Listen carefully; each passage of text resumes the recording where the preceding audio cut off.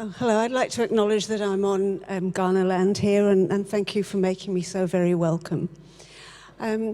Something that has been concerning me and possibly many other people with confusion as to what the voice will mean if we vote yes. And I'll start by saying I read something which was very concerning and I thought very patronising towards Indigenous people, where a High Court judge had said last week or the week before that it's next to laughable to think that Indigenous people would be having an opinion or putting any challenges which relate to the Reserve Bank or to defence. And I thought, why is that beyond laughable?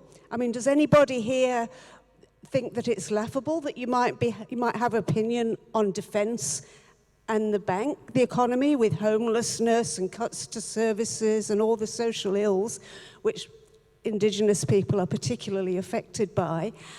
And this government, which has brought us to the brink of a nuclear war, would Indigenous people not have an opinion on that?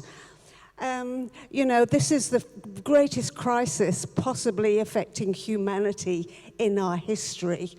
The drive to war against Russia, then China, with nuclear-powered nations, that this could be the end of humanity. And I think it's incredibly insulting to say that Indigenous people, it's laughable to think that Indigenous people would have a view on things of that nature.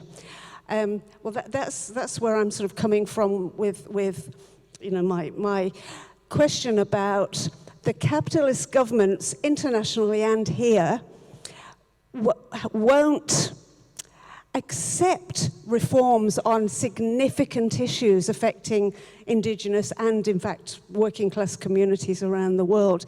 So, say, for example, you put, which I know will be very significant opinions and suggestions and well-discussed, unjustified, can I say demands, to the government, and if and probably when they don't acknowledge or make those reforms, where do we go from there? The streets. Okay. Right? We go protest like we always do. Okay, and I agree with that. Thank you. Well, I just think straight away we do what we've always done, and that's be activists. Stamp our feet, clap our hands, make a scene. Make a show of it. So I think, you only need to look through history to see just how powerful Aboriginal activism can be, and just how powerful when Aboriginal people combine into the collective. It's like it's annoying when one finger's pointing at you, but when you got a fist, it's a whole different story. So that's how I think about it, is if there was a collective fist that could continue to hammer home the point to the federal government, at the end of the day, what we're going to do is we're going to see a generational change. Out with the old, in with the new. So what we're going to do is we're going to encourage people to vote those people who they know will respect and honour the Aboriginal and Torres Strait Islander voice and not disregard it. So at the end of the day, that's what we're going to do. And a lot of people might say, oh yeah, but you're believing in a system that is inherently corrupt. It's like, at the end of the day, this is the reality we live in. It does not change the history and the truth, and we'll continue to speak truth to power as we've done since 1788. It's the simple fact that we're not going away.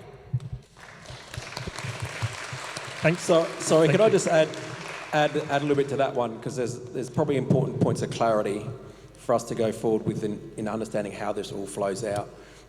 So the second reading speech from the Attorney General is very important, as previously stated in the opening, because it sets forward the principles on what it means for a voice to interact with the Parliament and the Executive Government.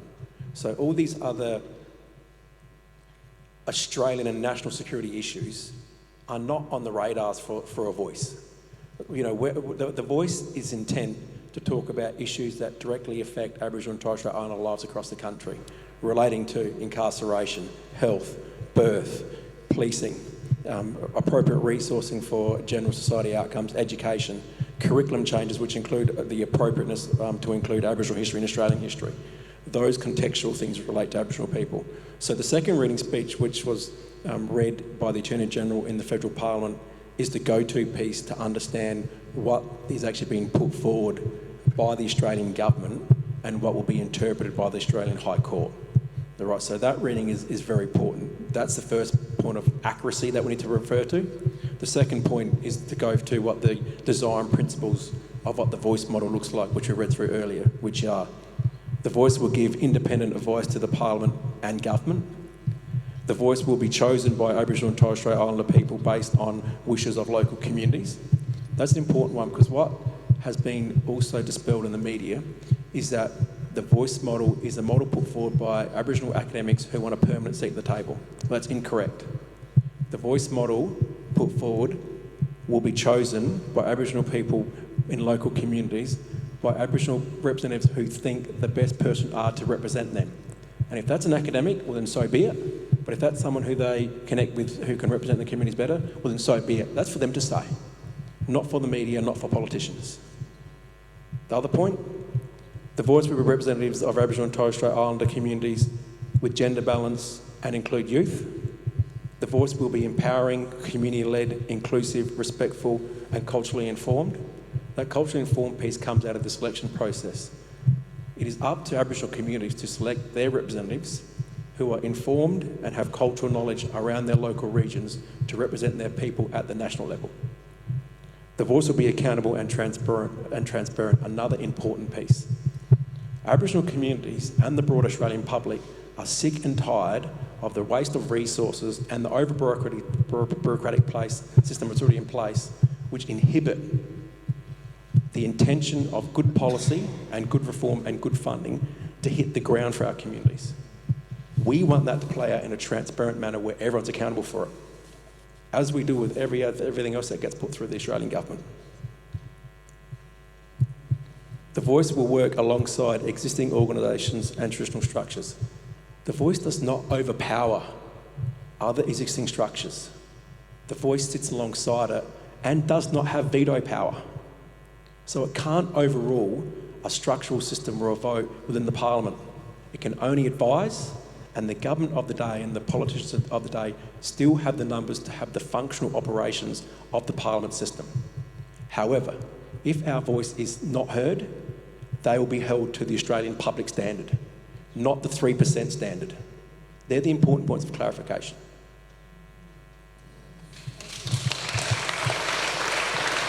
Thank you. Thank you to the panel for what you brought to us. And I was speaking as a white fella here who has just started my own process of trying to engage with the people I know in my bubble, my world, and trying to be brave about engaging with people and having a talk with them and listening.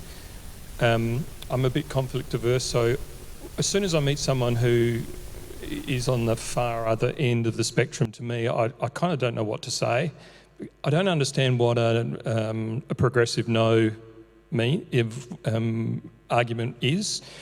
I can't buy a lot of the stuff that's said that comes from the opposite side. But with people who are kind of not engaged or soft or whatever, I'm finding that I took my cue from Noel Pearson when he said, when they go low, we go high.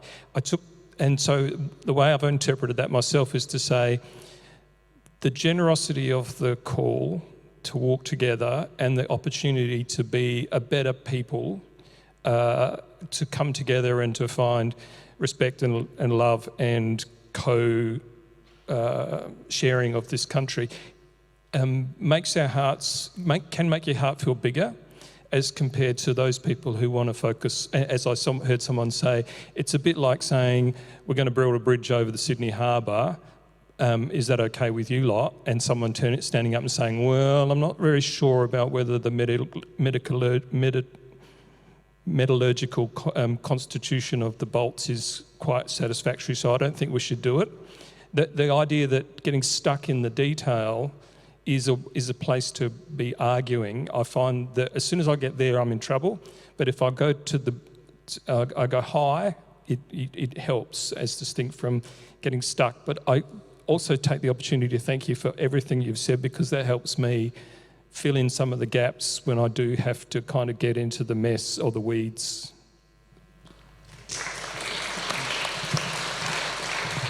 Can I just say, like, you have a base, you have your supporters, and then you have the middle, or the swingers, or the persuadables. You know, kind of don't really don't know what to do. They're the soft no's, soft yeses. We've got the hard yeses. They're the ones we need to mobilise. And then you've got your no's. So generally, they say, as a rule, any sort of change or race of people, 6%. But what we know, I think it's like with those weird Pauline Hanson Queensland mob, that it's probably more around 12-15%. But we know that some of those are kind of soft nose as well. I don't waste my energy with them fellas anymore. And if I do, I just alienate them with facts. I use my energy on the persuadables and mobilising the base. That's how we get stuff done. That's a beautiful point to conclude on. I think I'm losing my voice here. Thank you so much for your comments, and thank you so much to the panel. It is up to us, and it's our demographic that scores only 45% yes at the moment. So talk to your friends, talk to your family. There are abundant resources available through the various websites that we've advertised on the table there. There's a little sheet with a swag of QR codes that will take you to most of them. There's also a local Facebook group that we're putting together to support folk just like yourself in having those conversations and getting the information you need to move people from pre-contemplation to contemplation and from contemplation to action. Lots of resources, lots of support. Let's walk together. That's the invitation. Thank you so much, Dale, Melissa, Arrin and Dwayne. A rare opportunity to meet people who've been there, done it, doing the work. Enormously grateful to you all.